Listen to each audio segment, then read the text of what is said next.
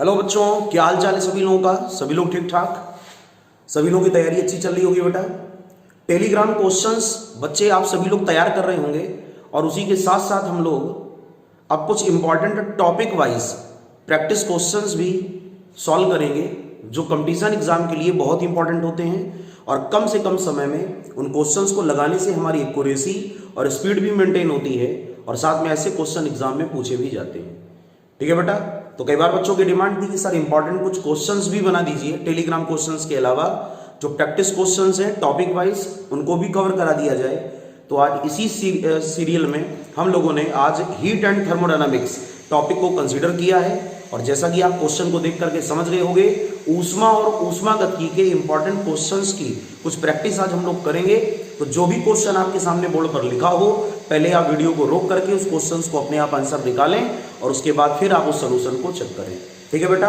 और अगर थोड़ा बहुत वॉइस में या आसपास कोई नॉइस आ रही हो, उसका डिस्टर्बेंस हो रहा हो, तो कृपया आप उसको मैनेज करें, क्योंकि कभी कभार ऐसा हो जाता है कि वीडियो बनाते समय कुछ डिस्टर्बेंस होता है तो थोड़ा सा उसको देखना पड़ता है। ठीक है।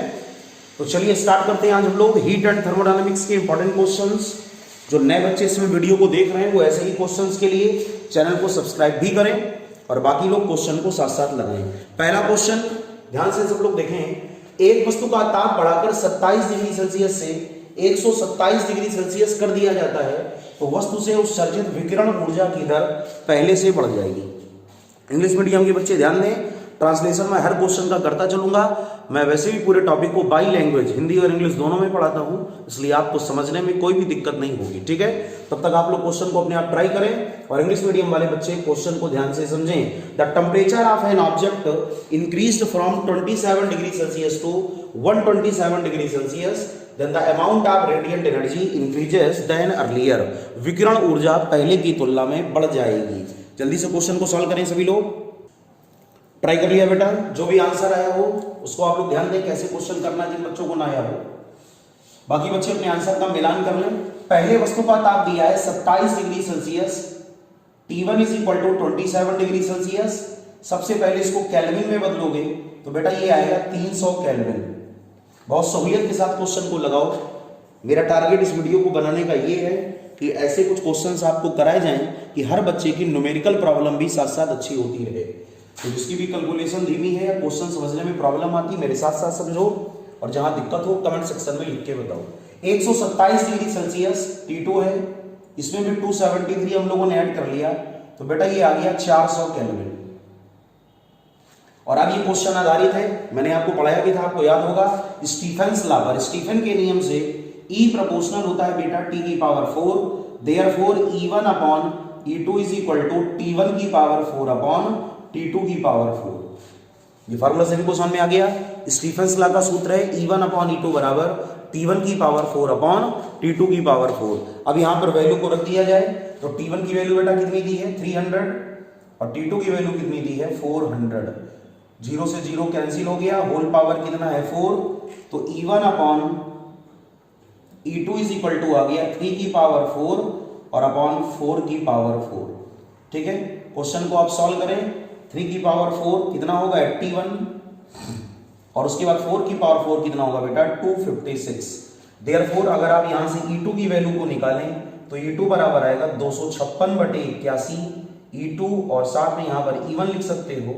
तो पहले अगर विकिरण ऊर्जा E1 थी रेडिएंट एनर्जी, तो नई रेडिएंट एनर्जी E2 और E2 का मान E1 की तुलना में कितना होगा 256/81 गुना।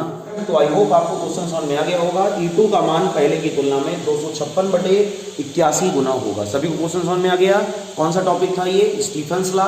स्टीफन का नियम क्या कहता है कि अगर किसी वस्तु को गर्म किया जाए when an object is heated, तो उससे निकलने वाला जो रेडिएशन होता है उसकी जो एनर्जी होती है विकिरण की ऊर्जा, वो परम ताप के चतुर्थ घात के अनुक्रमानुपाती, it is directly proportional to the 4th power of absolute temperature. ठीक है प्यारे बच्चों, तो नोट कर लें क्वेश्चन को, बहुत इंपॉर्टेंट क्वेश्चन है। आंसर को अपने अकॉर्डिंग टिक कर लें। अगला क्वेश्चन बच्चों ध्यान से पढ़ें। धातु की छड़ के सिरों के ताप T1 और T2 हैं और ऊष्मा प्रवाह की दर H1 है। यदि छड़ की विमाएं दोगुनी कर दी जाएं और ताप अपरिवर्तित रहे तो ऊष्मा प्रवाह की दर H2 हो जाती है। तो H1 और H2 में सही संबंध क्या होगा। क्या कह रहा है question. A metal rod having temperature T1 and T2 and the rate of flow of heat in the rod is H1. Now the dimension of the rod become double and temperatures are remain unchanged. Then the rate of flow of heat will be H2. Then correct relationship between H1 and H2 will be. सभी को समझ में आ गया? Question कहाँ का है? ऊष्मा प्रवाह की दर, rate of flow of heat. Question को खुद से ट्राई करें और उसके बाद फिर मैं आंसर को बताता हूं। ट्राई कर लिया बेटा? जैसे कोई भी एक मेटल की रॉड है या धातु की छड़, उसके पहले सिरे का टेम्परेचर है T1 और दूसरे का T2, area of cross section है A और लेंथ है L, और rate of flow of heat in the rod H1। सभी लोग जानते हो बेटा, फार्मूला होता है H1 का, ऊष्मा प्रवाह की दर का जो सूत्र होता है वो H1 इज इक्वल टू होगा K1 इंटू ए T1 minus T2 upon L। इसको बोलते हो rate of flow of heat, means ऊष्मा प्रवाह की दर। अब क्वेश्चन क्या कह रहा है कि अगर डायमेंशंस को डबल कर दें, अर्थात विमाओं को दोगुना कर दिया जाए। विमाओं का मींस आप लोग समझ रहे हो, एरिया ऑफ क्रॉस सेक्शन और लेंथ दोनों को डबल कर दो। अगर आप एरिया को डबल करोगे तो A विल बी 2A और लेंथ को डबल करोगे तो L विल बी 2L। अब new rate of flow of heat क्या होगी? H2 is equal to, K1 को नहीं बदला है उसने, K1 रॉड वही है जो कि एरिया हो गया डबल, टेम्परेचर को नहीं बदला तो T1 माइनस T2, लेंथ को भी नहीं चेंज किया तो 2L। फिर से 2 से 2 क्या हो गया? कैंसिल। और ये जो फार्मूला है इसका था H1 का, दैट मींस H2 बराबर H1। इसका मतलब क्या हुआ? अगर क्षेत्रफल और लंबाई दोनों को दोगुना करोगे तो ऊष्मा प्रवाह की दर, rate of flow of heat पर कोई भी फर्क नहीं पड़ेगा। इसलिए क्वेश्चन का सही आंसर क्या होगा? H2 is equal to H1, option number 20 correct. सभी को समझ में आ गया? किसी कोई प्रॉब्लम तो नहीं हो रही है? बहुत इजी वे में मैं क्वेश्चन को बता रहा हूं। Rate of flow of heat, ऊष्मा प्रवाह की दर आपको जरूर लर्न होना चाहिए एग्जाम में। H is equal to KA θ1 minus θ2 upon L। अगर ऊष्मा का सूत्र होता है हीट का तो Q is equal to KA T1 minus T2 into T/L हो जाता है, लेकिन यहां पर H है इसलिए T नहीं होगा। आप लोगों को पता भी था कि ऊष्मा प्रवाह की दर, मैंने आपको पढ़ाया भी था, ऊष्मा प्रवाह की दर, the rate of flow of heat is independent on the time in which heat flows. ऊष्मा बहने की समय पर ऊष्मा प्रवाह की दर निर्भर नहीं करती। क्लियर हो गया क्वेश्चन? नोट कर लें सब लोग। नेक्स्ट क्वेश्चन बच्चों ध्यान से पढ़े। 3 छड़ों की ऊष्मा चालकताएं 3K, 2K और K है। ऊष्मा चालकताओं का means thermal conductivities and the temperature of the एरेंट्स, इनके सिरों के ताप 100 डिग्री, 50 डिग्री, 0 डिग्री है। तो छड़ों के संधि का ताप क्या होगा? What is the temperature of junction? बहुत इंपॉर्टेंट क्वेश्चन। ऐसा क्वेश्चन मैंने आपको क्लास में कराया भी है, ठीक है? जिन बच्चों ने पढ़ा है उनको याद होगा, जिन्होंने नहीं पढ़ा है वो लोग अब इस क्वेश्चन को समझ लें। ये 3 रॉड आपको दी है 1, 2 एंड 3, और कह रहा है कि बताओ इनके जंक्शन का टेम्परेचर क्या होगा जहां पर इनको जोड़ा गया है। तो यहां पर इनको जोड़ा गया है, इनका जंक्शन होगा थीटा। पहली रॉड में बेटा हीट का जो फ्लो है उसकी रेट को H1 मानेंगे, दूसरे वाले में H2 और तीसरे वाले में S3। तो पहली रॉड में जो ऊष्मा होगी वो इस प्रकार बहेगी, दूसरे वाले रॉड में जो ऊष्मा होगी वो इस प्रकार बहेगी, और तीसरे वाले में इस प्रकार। सभी लोग जानते हो हीट का फ्लो होता है हायर टेम्परेचर से लोअर टेम्परेचर। ऊष्मा सदैव बहती है उच्च ताप से निम्न ताप। तो देखो यहां पर टेम्परेचर है 100 और ये 50 और 0, तो कभी कोई ये कंफ्यूज ना होना कि हीट यहां से क्यों नहीं गई। तो हीट जाएगी हायर टेम्परेचर से, इसमें हीट कहां से जाएगी? 100 डिग्री से। अब आप लोग जानते हो, आपको K1, K2, K3 का मान दिया है। जब आप इस क्वेश्चन को सॉल्व करोगे बेटा तो सबसे पहली छड़ के सिरों का जो तापांतर है उसको निकालोगे और उसमें थर्मल कंडक्टिविटी का मल्टीप्लाई करोगे, दूसरी वाली रॉड का टेम्परेचर डिफरेंस उसमें थर्मल कंडक्टिविटी का मल्टीप्लाई, तीसरे वाले रॉड का टेम्परेचर डिफरेंस उसमें थर्मल कंडक्टिविटी का मल्टीप्लाई। जो बच्चे नहीं जानते वो लोग फार्मूला ध्यान से देखें। लंबाइयां इनकी समान है तो K1 बटे L डेल्टा θ1, यहां पे 1 लिख दिया जाए, is equal to K2 upon L delta θ2 और प्लस K3 अपॉन L साथ में डेल्टा θ3। ये बात आपको समझ में आई? मैंने क्या किया? H1 is equal to H2 plus S3 को कर दिया, ठीक है ना? H1 is equal to H2 plus S3। तो देखिए ये फार्मूला बन गया K1 अपॉन L। लेंथ इसकी सेम है तो L से आप हटा दोगे। क्वेश्चन उसने कहा था लंबाइयां समान है, मैंने इसमें नहीं लिखा लेकिन आप समझ लें लेंथ आर सेम। अब K1 की जगह बच्चों क्या रखोगे? 3K। टेम्परेचर डिफरेंस की बात करोगे तो 100 माइनस थीटा, पहली छड़ का तापांतर। K2 की जगह क्या रखोगे? 2K। टेम्परेचर डिफरेंस की बात करोगे तो थीटा माइनस 50, तीसरे में आप क्या रखोगे यहां पर k, और टेम्परेचर डिफरेंस की बात करोगे तो थीटा माइनस 0। इसको आप सॉल्व करोगे तो ये आएगा, k से k कैंसिल कर दो पहले तो आप, यहां पर बच्चों आ गया 300 minus 3 theta is equal to 2 theta minus का 100 प्लस का थीटा। सभी को समझ में आ गया? 2 थीटा प्लस थीटा आप करोगे 3 थीटा, तो यहां पर आएगा 3 थीटा माइनस 100। आप जब इसको ट्रांसफर करोगे तो 300 प्लस 100 और इज इक्वल टू बच्चों बनेगा 3 theta plus 3 theta, that is equal to 6 theta, और यहां पर ये कितना आ गया 400 is equal to 6 theta, therefore theta is equal to 400 upon 6, और आप जब इसको कैंसिल करोगे तो ये आएगा बेटा 200 अपॉन 3।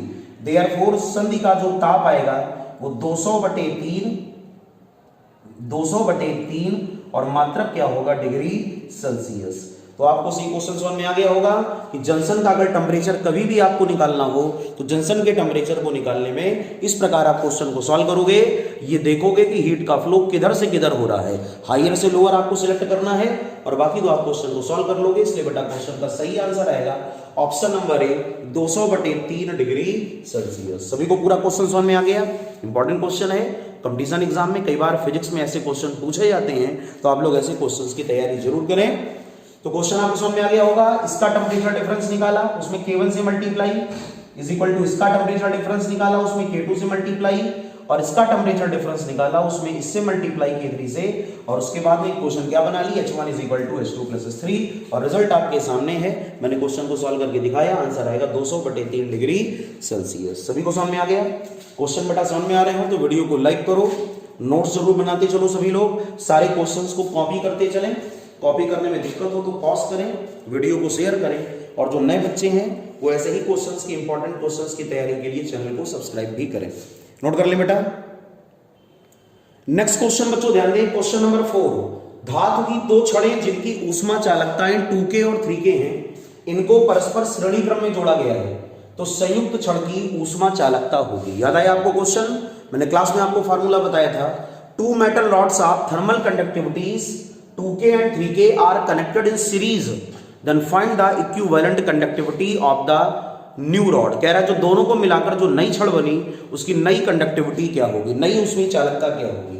याद आया बेटा? जिन लोगों ने फार्मूला नहीं पढ़ा है वो लोग रिवाइज कर लें कि अगर दो मेटल की रॉड एक दूसरे के साथ सीरीज में जोड़ी जाती है, ये पहली रॉड है, ये दूसरी, एक की कंडक्टिविटी K1 और दूसरे की K2, और जब आप इनको सीरीज में जोड़ते हो तो सीरीज में टोटल कंडक्टिविटी आती है 2K1K2 upon K1 plus K2। ठीक है बेटा, 2K1K2 upon K1 plus K2। अब आप देख लें, K1 की वैल्यू आपको दी है 2K और K2 की वैल्यू बेटा आपको दी है 3K, तो अगर आप यहां से KS को निकालें तो 2 इंटू 2K इंटू 3K और अपॉन 2K प्लस 3K, तो बेटा यहां पर कितना आएगा, ये आएगा 12K स्क्वायर, और अपॉन कितना हो गया 5K, K से K आपने कैंसिल कर लिया, क्वेश्चन का सही आंसर आया 12K/5। तो इसका मतलब जो नई रॉड बन के आएगी उसकी नई कंडक्टिविटी होगी 12K/5, option number 20 correct. Formula सभी को रिवाइज हो गया।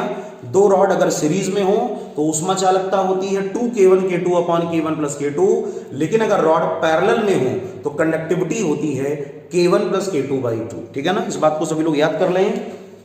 समांतर में इन पैरेलल जो कंडक्टिविटी होती है वो K1 प्लस K2/2, और सीरीज में कंडक्टिविटी होती है 2K1K2 upon K1 plus K2। ठीक है, सभी को क्वेश्चन समझ में आ गया होगा। जैसा हो कमेंट सेक्शन में जरूर लिखें क्वेश्चंस आपको कैसे लग रहे हैं, तैयारी आपकी कैसी चल रही है। ऐसे क्वेश्चंस आपको कंटिन्यूअसली और कराए जाएं, ये आपके फीडबैक पे डिपेंड है, तो आप लोग जरूर अपना अपना फीडबैक दें। इस प्रकार की क्वेश्चंस को हम लोग आगे और भी सॉल्व करें कि ना करें, जैसा भी हो आप लोग अपनी बातों को जरूर कमेंट सेक्शन में लिखें। ठीक है बेटा, नोट कर लें क्वेश्चन को। अगला क्वेश्चन बच्चों ध्यान दें, most important question, Newton's law of cooling का सवाल है। क्वेश्चन क्या कह रहा है, एक द्रव 50 डिग्री से 45 डिग्री तक 5 मिनट में ठंडा होता है, और 45 डिग्री से 41.5 डिग्री सेल्सियस तक अगले 5 मिनट में ठंडा हो जाता है, तो परिवेश का ताप बताएं। याद आया सभी लोगों को? मैंने ऐसे क्वेश्चंस आपको बताए भी हैं। A liquid cools from 50 degree Celsius to 45 degree Celsius in 5 minutes and 45 degree Celsius to 41.5 degree Celsius in next 5 minutes. Then temperature of surrounding will be, आपको परिवेश का ताप बताना है। परिवेश का मतलब सराउंडिंग का टेम्परेचर। याद है बेटा? ऐसे क्वेश्चन मैंने टेलीग्राम ग्रुप में भी दिए हुए हैं, सभी लोग टेलीग्राम से भी क्वेश्चंस को लगाएं। नंबर ऑफ क्वेश्चंस की वैरायटी प्रैक्टिस में आपके पास बहुत ज्यादा है, ठीक है। आप क्वेश्चंस को जितना लगाना चाहें आप लगा सकते हैं। टेलीग्राम में भी काफी क्वेश्चंस आपको दिए जा रहे हैं, आप उनको भी लगाएं, और ये जो एक्स्ट्रा मैं क्वेश्चंस आपको करा रहा हूं आप इनको भी करें। जिन बच्चों ने टेलीग्राम चैनल ज्वाइन नहीं किया है, डिस्क्रिप्शन में उसका लिंक है, मैं लिंक उसका दे दूंगा, आप लोग टेलीग्राम चैनल को ज्वाइन करें और अपनी तैयारी को और भी बेहतरीन बनाएं। चलिए ट्राई करें क्वेश्चन को। किसी बॉडी का टेम्परेचर 50 डिग्री से 45 डिग्री सेल्सियस, पहली कंडीशन। पहले बॉडी का टेम्परेचर है 50 डिग्री सेल्सियस और ये हो जाता है 45 डिग्री सेल्सियस, और कितने मिनट में हो जाता है बेटा? 5 मिनट में, ठीक है। और दूसरी कंडीशन उसने क्या दी है, सेकंड, कि बॉडी का टेम्परेचर 45 डिग्री सेल्सियस से 41.5 डिग्री सेल्सियस हो जाता है अगले 5 मिनट में, ठीक है। आप लोग जानते हो सराउंडिंग टेम्परेचर को हम लोग अपनी तरफ से कुछ रेट कर सकते हैं, जैसे कि थीटा, और जो कांस्टेंट होता है बेटा उसको क्या रेट किया जाता है, के। तो आपको याद होगा न्यूटन लॉ ऑफ कूलिंग में न्यूटन का शीतलन नियम, टेम्परेचर डिफरेंस का फार्मूला मैंने आपको बताया भी था कि आप किस प्रकार तापांतर को निकालोगे। ये θ1 है, ये θ2 है, इसमें यहां पर ये θ1 है, ये θ2 है। फार्मूला क्या होता था, θ2 minus θ1 upon T is equal to K θ1 plus θ2/2 minus का θ0। θ0 को बोलते हो सराउंडिंग का टेम्परेचर या परिवेश का ताप, θ0 या T0 आप जो भी बोलो। तो पहले आप वैल्यू को रख दें, θ2 की जगह 45, θ1 की जगह 50, कितने मिनट का समय लगा, 5 मिनट का, कांस्टेंट के है। फिर कितना बेटा, 50 प्लस 45/2, θ0 आपको फाइंड आउट करना है, क्वेश्चन नंबर 1। बताइए ये बात सभी को समझ में आई? न्यूटन लॉ ऑफ कूलिंग, किसी वस्तु के ठंडे होने की दर वस्तु और परिवेश के तापांतर के अनुक्रमानुपाती, उसी से मैंने ये फार्मूला बना के लिखा है। ये फार्मूला बहुत इंपॉर्टेंट है, लर्न कर लो सब लोग। न्यूटन लॉ ऑफ कूलिंग का θ1 होता है पहले का टेम्परेचर और θ2 ठंडे होने के बाद का टेम्परेचर। इसी प्रकार आप इस पर आए, फिर से फार्मूला लगाएं, θ2 माइनस θ1/t, तो 41.5 माइनस 45, और उसके बाद में आपसे क्या बोला जा रहा है, θ2 माइनस θ1, उल्टा मैंने यहां पे लिख दिया क्या, चलिए मैं इसको सही कर देता हूं।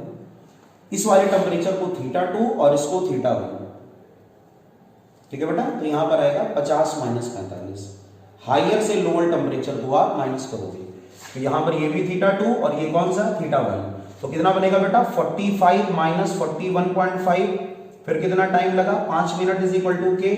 फिर से क्या करोगे, 45 प्लस 41.5/2, और सराउंडिंग यानी परिवेश का ताप क्या मानोगे, θ0 इक्वेशन नंबर 2। इसको तो सॉल्व करना बड़ा आसान है, दो तरीके से आप सॉल्व कर सकते हो, या तो एक से के की वैल्यू को निकाल के दूसरे में रख दो तो θ0 आ जाएगा, और या तो आप इसको डिवाइड करके कर लो तो भी आप वैल्यू को सॉल्व कर लोगे बेटा सभी लोग। ये काम आप लोग अपने आप कर लें, इन दोनों क्वेश्चंस को सॉल्व कर लें। ऑन सॉल्विंग बोथ इक्वेशंस मैंने आपको अभी बताया है, या तो दोनों को डिवाइड कर दो या पहले से के की वैल्यू को निकाल के यहां पर रख दो, और जब आप सिंप्लीफाई करोगे तो θ0 इज इक्वल टू आपका आंसर आएगा बेटा 33.3 degree Celsius, that means 33.3 degree Celsius. आप कैलकुलेशन को कर लें, option number A is correct.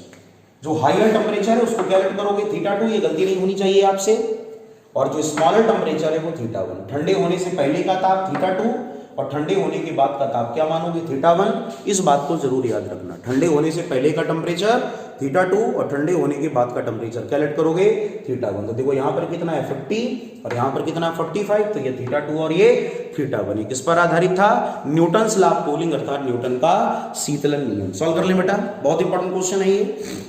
ऐसे क्वेश्चंस को आप जरूर तैयार करें जिससे आपकी तैयारी बहुत ही बेहतरीन हो सके, और ऐसे क्वेश्चंस को आप लगा करके अपनी प्रैक्टिस को भी तेज कर सकते हो। ऐसे ही क्वेश्चंस मैं लगातार टेलीग्राम क्वेश्चंस के सलूशन के साथ लेकर आता रहूंगा। आज ये छोटा सा वीडियो मुझको टाइम मिला तो मैंने एक बनाया है 5 क्वेश्चंस का। इसके आगे भी अब मेरा प्रयास ये रहेगा कि कम से कम एक वीडियो में 10 या 15 क्वेश्चन जरूर रखे जाएं, जिससे आपकी तैयारी और भी अच्छी हो सके और आप ऐसे क्वेश्चंस को लगा सकें। ठीक है बेटा, तो आज की वीडियो को यहीं से एंड करते हैं। आई होप आपको सारे क्वेश्चन समझ में आ गए होंगे। किसी प्रकार की कोई प्रॉब्लम हो तो आप कमेंट सेक्शन में जरूर लिखें, लेकिन पूरे जोश के साथ आप तैयारी में जरूर लगे रहें, जिससे आने वाले एग्जाम जो भी आपके कंपटीशन एग्जाम्स हैं आप उनमें अच्छा परफॉर्मेंस दिखा सकें। तो इसी प्रकार जो भी यूनिट्स मुझसे हो सकेंगी, जो मेन है फिजिक्स में 11th के कोर्स में और 12th के कोर्स में जो इंपॉर्टेंट यूनिट्स थी कंपटीशन के दृष्टिकोण से, उनके मेन क्वेश्चंस मैं आपको लगवाता रहूंगा। और आप लोग जो पिछले वीडियोस पढ़े हैं प्रैक्टिस क्वेश्चंस के, उनको भी जरूर तैयार करें, क्योंकि आप जब उनको लगातार कंटिन्यूअसली तैयार करोगे तो आपकी तैयारी और भी अच्छी होगी। ठीक है बेटा, तो आई होप आपको आज का वीडियो पसंद आया होगा। जो नए बच्चे हैं वो लोग चैनल को सब्सक्राइब करें, ऐसे ही क्वेश्चंस की प्रैक्टिस करने के लिए लगातार हमारे चैनल से जुड़ें और अपनी तैयारी को बेहतरीन करें। ठीक है बेटा, तो नेक्स्ट संडे फिर से नए वीडियो के साथ अगली बार हम लोग फिर से उपस्थित होंगे। तब तक अपनी तैयारी को अच्छी तरह करते रहें। जय हिंद, जय भारत।